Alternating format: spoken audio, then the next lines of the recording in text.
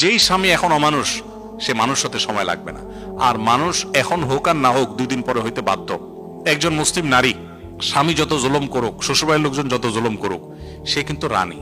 কিভাবে রানী? কারণ তার যখন ছেলে মেয়ে হয়, এই ছেলে মেয়েগুলো যখন বড় হয়, এগুলো কি মায়ের পক্ষে থাকে না বাপের পক্ষে থাকে? সব মায়ের পক্ষে থাকে, তাই না? এখন যে বাপটা সারা জীবন মার প্রতি জুলুম করছে, কথা কথা গালিগালাজ করছে, গায়ে হাত তুলছে, পোলাপান যখন বাপের কাঁধ বরাবর হয়ে যায়, মাথা যখন বাপের মাথা সমান সমান হয়ে যায়, তখন কি বাপের এটা করতে পারে? তখন সুইয়ের মতো সোজা হয়ে যায় বুড়া।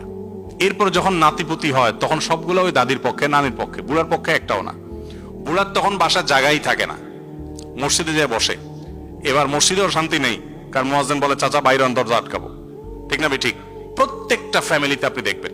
এই জন্য আমি আমার বোনদেরকে বলি, ধৈর্য ধারণ করে সংসারগুলোকে বাঁচাবার চেষ্টা করেন। ভাইদেরকে বলি, ধৈর্য ধারণ করে দাম্পত্য সম্পর্ককে রক্ষা করেন। হ্যাঁ, রেয়ার কেস হতে পারে যে একেবারে অমানুষ, কোনোভাবে তার সাথে থাকলে আপনার ইমান আমলই থাকবে না, তাহলে আপনি 1 জন 2 জন 3 জন বিচক্ষণ বিদগ্ধ আলেম মুফতির সাথে আলাপ করেন, পরামর্শ করেন, তারপর ডিসিশন নেন।